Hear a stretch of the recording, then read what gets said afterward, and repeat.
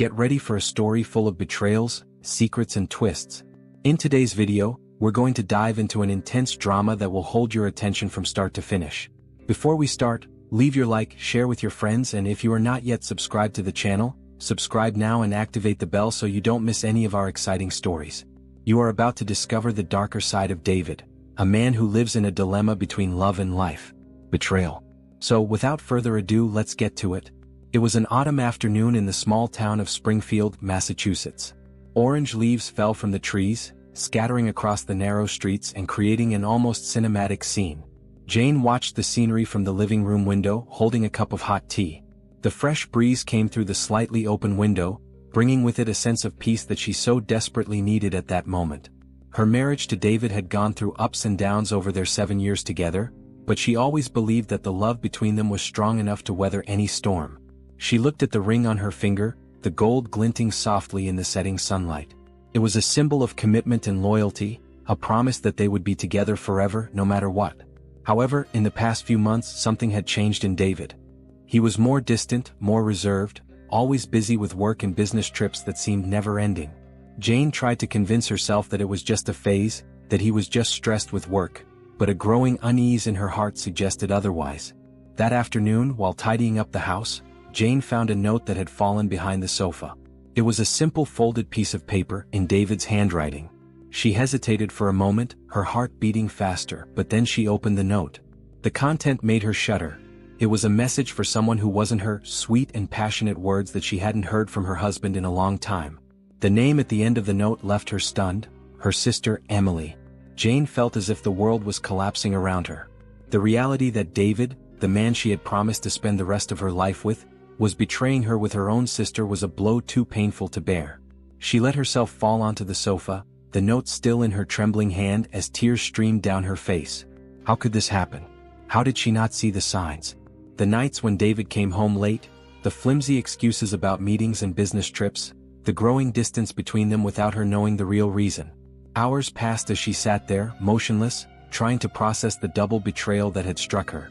The sun disappeared on the horizon, and the room was engulfed in darkness. Jane barely noticed when David walked in through the front door. He looked tired as usual, but there was something else in his gaze that night, a shadow of guilt or perhaps fear. He stopped when he saw her sitting on the sofa, the note still in her hand. "Jane, what's going on?" he asked, his voice laden with nervousness. She didn't respond immediately. She stood up slowly, her eyes fixed on him. "How could you, David?" Her voice came out in a broken whisper. "How could you do this to me? To Emily?" David turned pale. He opened his mouth to speak but couldn't find the words. There was something in his expression that confirmed everything. He didn't need to confess because Jane already knew. He had betrayed her trust in a way she could never have imagined. "Jane, I can explain," he began, but she cut him off. "Explain? What could you possibly explain, David?" She felt anger rising within her, anger she didn't know she was capable of feeling. "You betrayed me. You and my own sister." David tried to approach her, but she took a step back, raising her hand as if the gesture could keep him away. "Don't touch me," she whispered, her voice filled with contempt. "I want you to leave. Now." He hesitated, guilt and shame visible on his face. "Jane, please." "Go away, David," she screamed, the pain in her voice echoing through the room. "Get out of my house. Get out of my life." With no more arguments, he slowly turned and left, closing the door behind him. Jane stood there, alone in the darkness, trying to absorb what had just happened. Her husband's betrayal with her own sister was like a knife plunged into her chest. The trust she had placed in him in their marriage was completely destroyed. The days that followed were the longest and most painful of Jane's life. She isolated herself from the world, refusing to answer phone calls or respond to messages. The city continued its daily rhythm outside her window, but for her, everything had stopped. The nights were the worst. Lying in the empty bed, she replayed every detail of the past few months, trying to identify the signs she had ignored, trying to understand where everything began to fall apart. Emily tried to reach out several times, but Jane couldn't even think of talking to her. The pain was too intense. It was as if she had lost not only her husband but also her sister, someone she had always trusted. How could Emily do this to her? How could she betray the bond between sisters in such a cruel way? A week later, Jane finally had the courage to leave the house.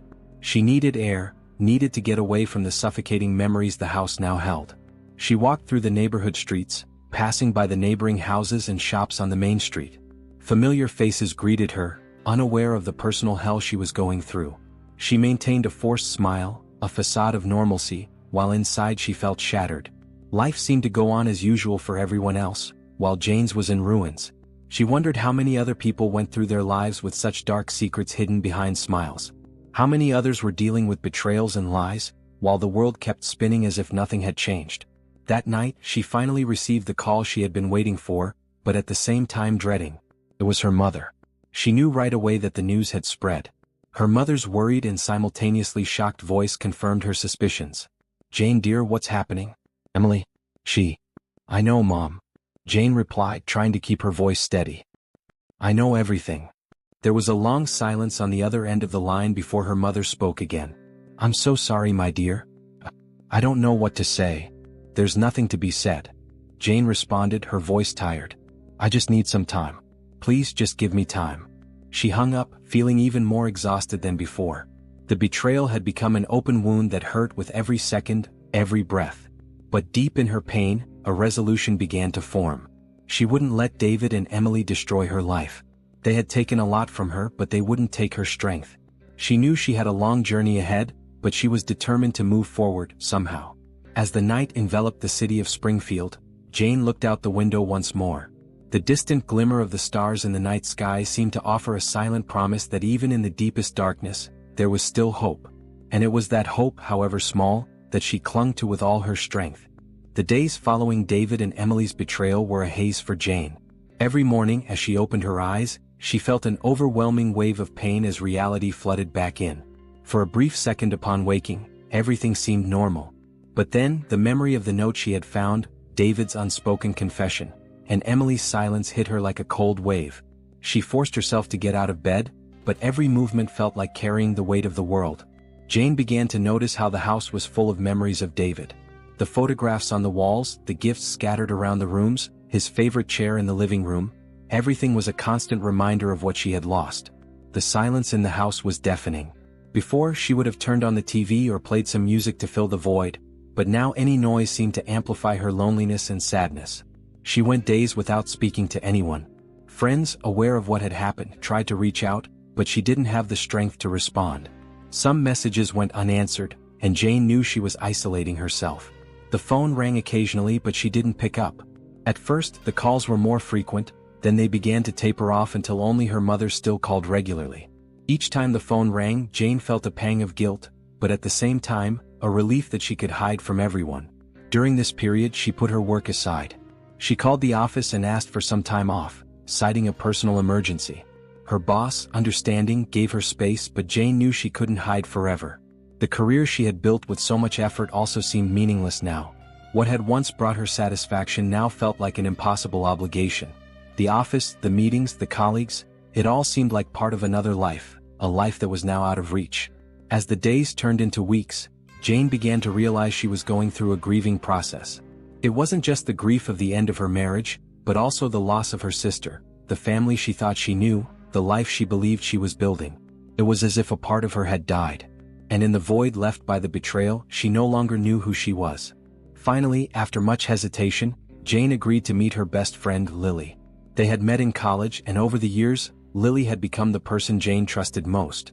Sitting in a small neighborhood cafe, Jane recounted the story, piece by piece, her voice choked and her tears barely held back.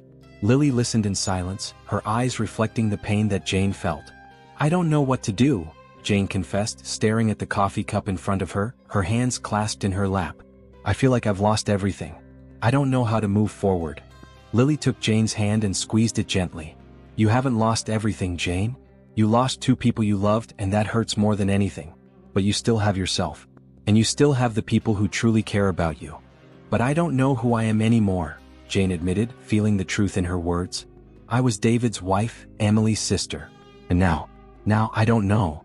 "Then maybe this is the time for you to find yourself," Lily suggested with a sad smile. "Sometimes, we need to lose ourselves to find ourselves again." Those words echoed in Jane's mind for days. It was as if something had begun to stir inside her, a small seed of hope in the desert of her pain. But how could she find herself? Where to begin? Determined to try, even if hesitantly, Jane began to establish a routine. She started with small things like going for a walk every morning, enjoying the fresh air and the changing seasons. The walks were moments when she could disconnect from everything, breathe, and observe the world around her. Each day she tried to focus on something different: the leaves changing color, the sound of birds, the steady rhythm of her own footsteps. It was a slow process, but little by little she began to feel a sense of calm amid the chaos. At home, she started removing objects that reminded her of David. She put the photos in a box and placed the gifts he had given her in a corner of the closet. It wasn't an act of anger, but an attempt to create a space where she could breathe, where she could begin to redefine herself. She realized she would need to create a new meaning for what home was, a place where she could feel safe and welcomed, even alone. Jane also decided to go back to work. It wasn't easy. The first few days were strange, as if she were treading on unfamiliar territory. The looks from her colleagues, the whispers of sympathy, all made her feel exposed. But surprisingly, work started to become a refuge. It was a part of her life that she could still control, where the rules were clear and the goals were achievable. She immersed herself in the tasks, finding a kind of comfort in the daily routine. Friends slowly began to reappear in her life. Lily organized a small gathering at her house, something simple, just a few close friends. Jane almost didn't go, but at the last moment she decided she needed to give herself a chance. The evening was strangely comforting. There was laughter, light conversations, and for the first time in a long time she felt part of something. It wasn't the same as before, but it was a start. Jane's life was far from complete. She still had difficult days, moments when the pain returned with full force.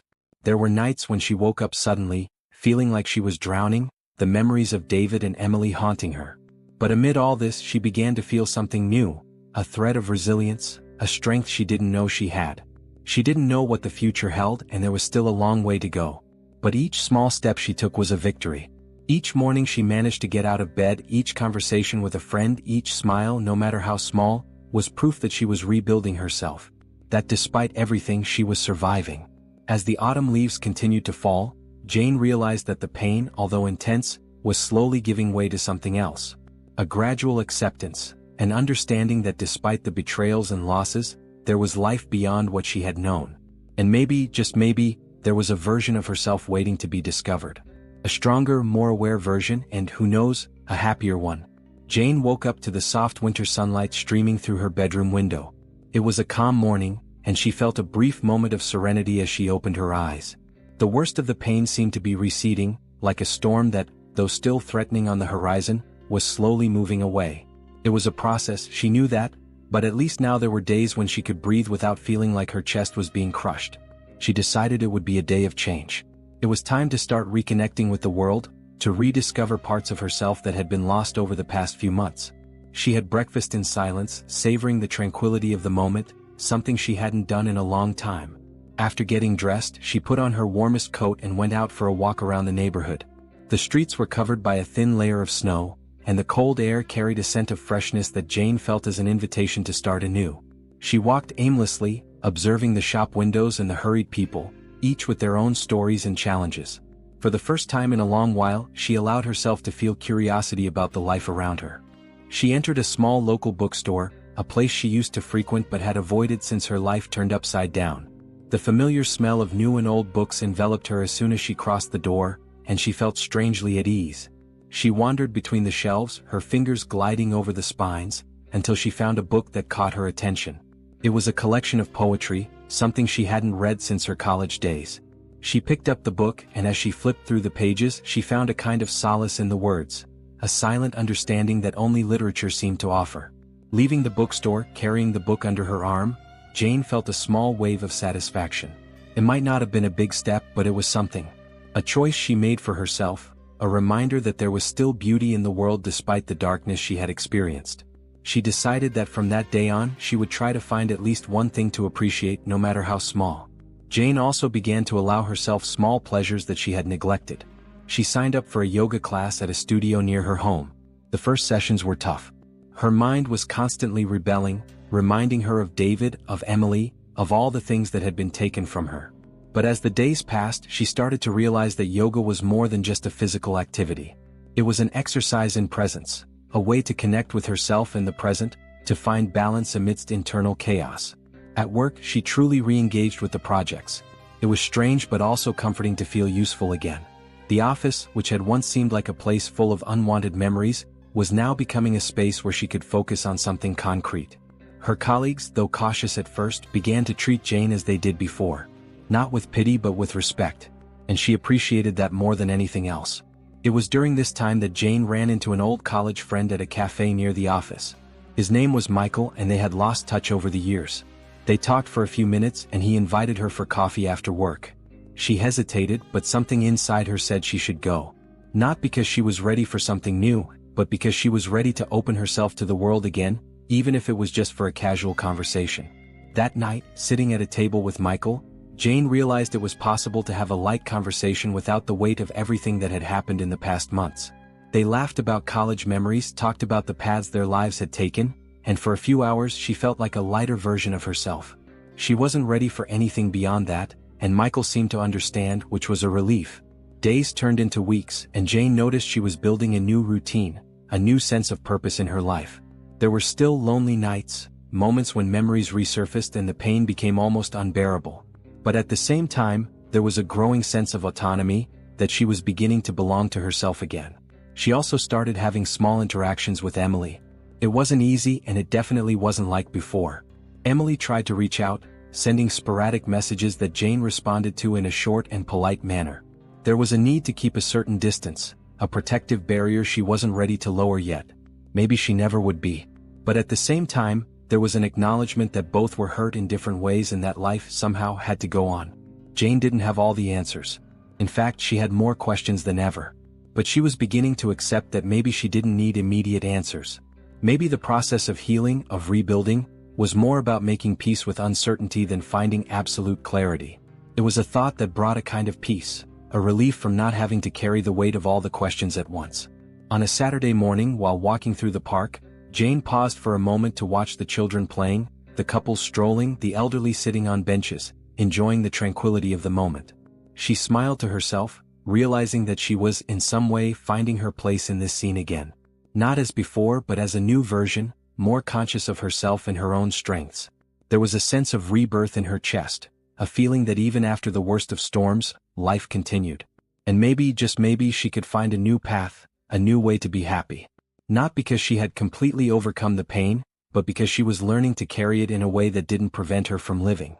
As the sun began to set, painting the sky with shades of pink and orange, Jane took a deep breath, feeling the cold air fill her lungs. Life went on with or without her. And in that moment she chose to move forward too. She chose to give herself the chance to discover what else the world might offer, who else she could become. And with that she took the first step toward the future, uncertain but full of possibilities. Winter persisted, keeping Springfield under a blanket of cold and silence. Jane had begun to find a new rhythm in her life. Mornings were dedicated to work, afternoons to long walks or yoga classes, and evenings were her moments of reflection and rest. She had learned to savor this new routine, although there was still an underlying sadness that followed her like a silent shadow. It was on a cold afternoon with the sky covered by heavy clouds, that Emily reappeared. Jane was in the kitchen making tea when she heard hesitant knocks on the door. At first she thought of ignoring it. She wasn't expecting visitors and wasn't in the mood for surprises. But something in the persistence of the knocks made her move toward the door. She peeked through the peephole and to her surprise, found Emily standing on the porch. Jane's heart stopped for a moment. Her sister was there, head down, arms wrapped around herself as if she needed protection from the world. Jane opened the door slowly, not knowing exactly what to expect. Emily looked up, and Jane could see her eyes were red and swollen from crying. She looked like a shadow of the confident, smiling person Jane once knew. Her face was pale, and her hair, always neatly arranged before, was now disheveled. There was a fragility about her that Jane had never seen before. "Can I come in?" Emily asked, her voice trembling, almost a whisper. Jane hesitated for a moment. Every fiber of her being wanted to say no, to shut her out of her life just as she had been shut out of David's heart. But something in Emily's broken posture stopped her. She stepped aside, allowing her sister to enter. Emily walked into the house with short, uncertain steps, as if she didn't feel worthy of being there. They sat in the living room facing each other. Jane still held the cup of tea, her cold hands warming against the ceramic. Emily curled up on the couch, holding onto her own arms, her eyes avoiding Jane's. The silence between them was heavy, filled with things unsaid, with hurt, with questions Jane wasn't sure she wanted answers to. "I don't even know where to start," Emily finally said, her voice breaking. I made a mistake, Jane. A terrible mistake, and I'm so sorry. I really am." Jane watched her sister for a moment, trying to understand the words, trying to feel something. The anger was there, yes, but there was also a cruel curiosity, a desire to know what had happened after she left. "Why are you here, Emily?" Jane asked, her voice calm but firm. "Why now?" Emily took a deep breath, and her eyes finally met Jane's. There was a desperation there, a pain that Jane hadn't expected to see. "Because I have nowhere else to go," she admitted, her voice a threat. David is a monster, Jane. I didn't know. I had no idea." Jane felt her stomach twist at hearing his name, but she remained silent, waiting for Emily to continue. He isn't who I thought he was," Emily said, tears streaming down her face. "At first he was so charming, so attentive. I thought he loved me. I really thought. But after you found out about us and he left, everything changed." "He changed? What do you mean?" Jane asked, trying to keep her voice steady. Emily took a deep breath, seeming to struggle to find the words. "He started to be controlling, jealous. He isolated me from everyone, wouldn't let me see friends, not even our family. And then, he started being cruel. Cruel in ways I never imagined he could be. Harsh words, insults, and then, aggression." Jane felt a chill run down her spine. The image of David she knew, the man she had loved, didn't match what Emily was describing. But there was a truth in her voice that Jane couldn't ignore. "Why didn't you leave before?" Jane asked, her voice softer now but still laden with disbelief. "Because I was afraid," Emily confessed, her voice breaking again. "Afraid of him, afraid of being alone. I made a horrible choice and I paid the price. I know I don't deserve your forgiveness, Jane. I don't expect you to forgive me. But I needed to tell you. I needed you to know that he isn't who you thought he was." Jane looked at her sister, seeing a broken woman before her, a woman who had been her best friend and also her betrayer. There was a fierce conflict within Jane, a battle between compassion and anger. She wanted to scream at Emily, accuse her, throw her out of her house and her life. But at the same time she saw the pain in her sister's eyes, a pain she recognized. "What do you want, Emily?" Jane finally asked, her voice sounding more tired than she intended. "What did you come here for?" I just needed to talk to you," Emily replied, her voice pleading for understanding. "I needed you to know that I regret it, that I know I ruined everything. And I need help, Jane. I have no one else." Jane closed her eyes for a moment, trying to gather her thoughts. She knew there wasn't an easy answer, knew that what Emily was asking for was more than she could give at that moment. But at the same time she remembered what Lily had said about finding herself, about redefining herself. Maybe this was one of those moments, a moment when she needed to choose who she wanted to be. "I don't know if I can forgive you," Jane said slowly, each word weighing on her tongue. "But I also don't want to hate you forever. It would consume me and I've already lost too much." Emily nodded, tears silently streaming down her face. "I understand. Thank you for listening to me. I know I don't even deserve that." They sat there for a long time, in a silence that was as much sadness as it was relief. There was a long road ahead and Jane knew it wouldn't be easy. The destroyed trust, the pain, the betrayal, none of that would be erased with a simple conversation. But maybe, just maybe, this was the first step in a new direction. Not a reconciliation, but an understanding that even after betrayal and suffering, there was still room for compassion. As Emily prepared to leave, Jane didn't say that the doors were open for her, but she didn't close them completely either. She watched her sister go, feeling exhausted, but at the same time, strangely at peace. Maybe she didn't know exactly what would come next, but there was some comfort in knowing that she was finally starting to take the reins of her own story. The cold of the afternoon seemed to have settled permanently in Jane, not just outside but within her heart. The reunion with Emily had left open wounds, and what had seemed like a necessary conversation, no matter how painful, had become a deep dive into the shadows of the past. Jane had decided that she needed to confront David, the man who, beyond destroying her marriage, had also severely impacted her sister's life. The pain was still palpable, but the need to clarify the truth and find some form of closure drove her forward. In the days following her meeting with Emily, Jane immersed herself in deep introspection. Emily's presence and revelations about David had been a shock, and Jane knew she needed clarity. Sitting alone in her office, Jane revisited her memories with David, trying to distinguish the truth from the lies he had woven around her life. Each memory seemed like a piece of a puzzle that, until now, had been incomplete. She sought support from a therapist, hoping to understand the impact of Emily's revelations and how to cope with the complex emotions that had arisen. With professional help, Jane began to realize that the healing process involved not just confronting David but also facing her own pain and insecurities. Jane wrote letters that she would never send, expressing her feelings of betrayal and confusion. These letters became a means for her to process her pain and find courage. The goal was clear: confront David not just to get answers but to regain control over her own life and identity. Finally, the day of the meeting arrived. Jane arranged a time to meet David at a discreet cafe, away from prying eyes. The choice of location was intended to ensure a more intimate and civilized conversation. Jane arrived early, feeling the weight of each step toward the cafe. The cold air and overcast sky mirrored the emotional climate that enveloped her. When David arrived, his expression was one of caution and discomfort. He was dressed casually, and the contrast between his relaxed appearance and the gravity of the situation did not go unnoticed by Jane. They greeted each other with a brief nod, and David sat down, trying to adopt a nonchalant posture, but his nervousness was evident. "David," Jane began, her voice tense but controlled, "thank you for coming. We need to talk." David gave a faint smile but couldn't hide his apprehension. Jane sat down and took a deep breath, trying to organize her thoughts. The tension between them was palpable, and Jane knew she would need all her strength to maintain her composure. "Emily came to see me," Jane started, her gaze fixed on David. "She told me things about you, things I never imagined. And I need to know if they are true." David's expression immediately hardened, the smile disappearing. He looked somewhat surprised but quickly composed himself. "What did Emily tell you?" he asked, his voice tinged with nervousness. Jane watched him intently, her words carrying a calculated coldness. "She talked about how you changed after she started seeing you. About control, jealousy, and even aggression. She said you are not the person you seem to be. Is it true?" David hesitated, his expression becoming increasingly complicated. Fury and frustration were visible in his eyes, but he knew he couldn't escape the truth forever. David began, but Jane interrupted him. "No, I want to hear the truth," Jane insisted. "Why did you act this way? Why did you destroy our lives?" David lowered his head, his shoulders slumping as if the weight of guilt was finally becoming unbearable. "I don't know how to explain," he said, his voice now a whisper. "At first, everything seemed so perfect. But then, when reality set in, I found myself controlling the situation to feel more secure.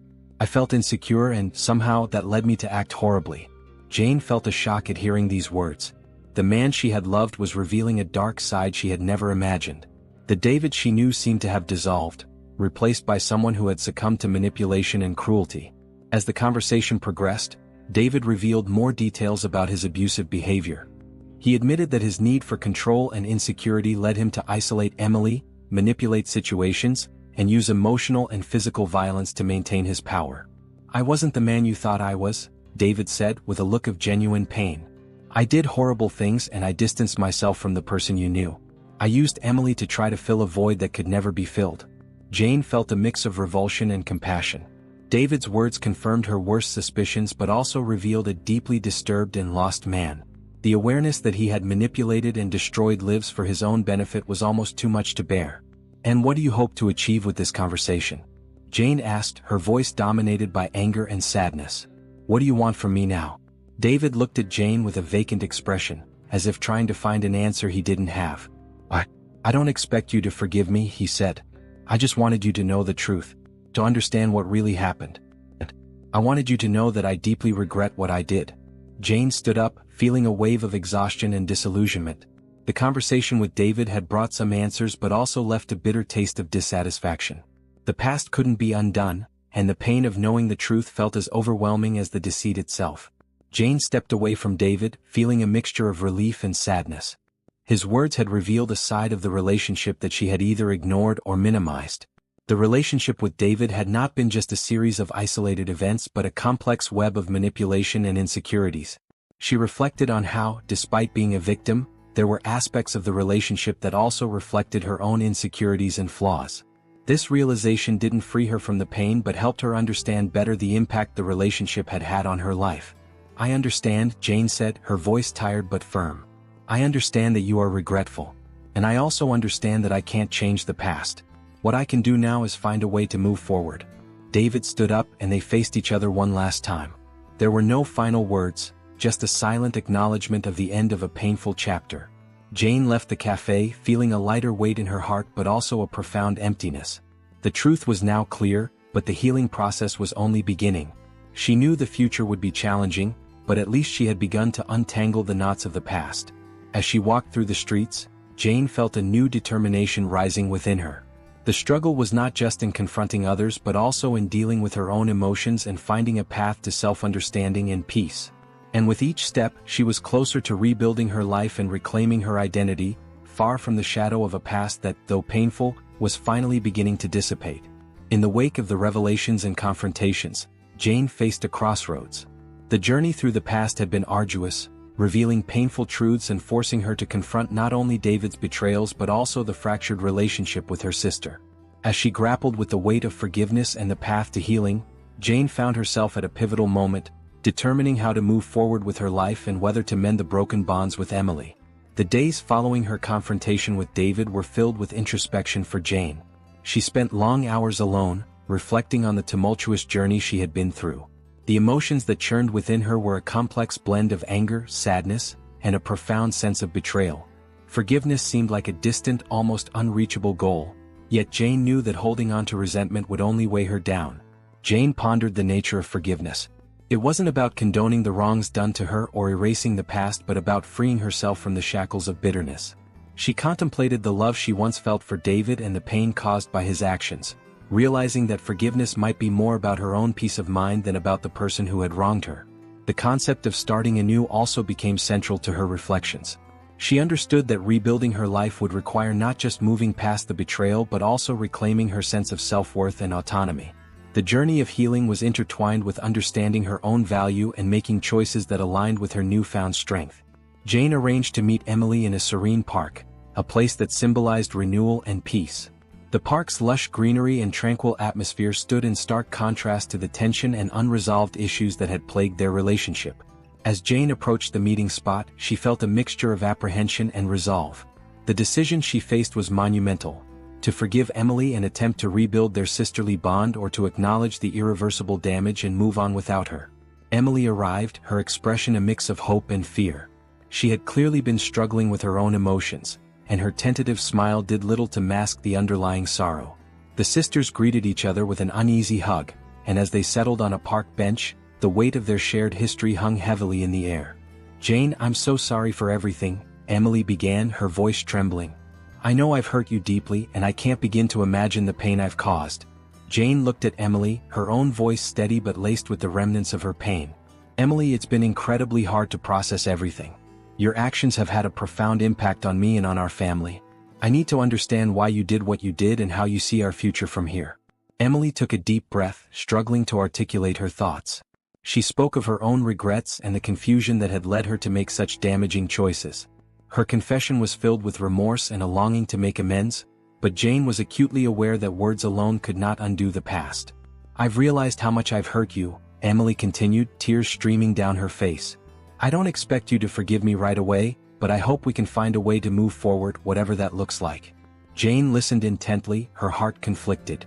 She was torn between the desire to reconcile and the need to protect herself from further hurt.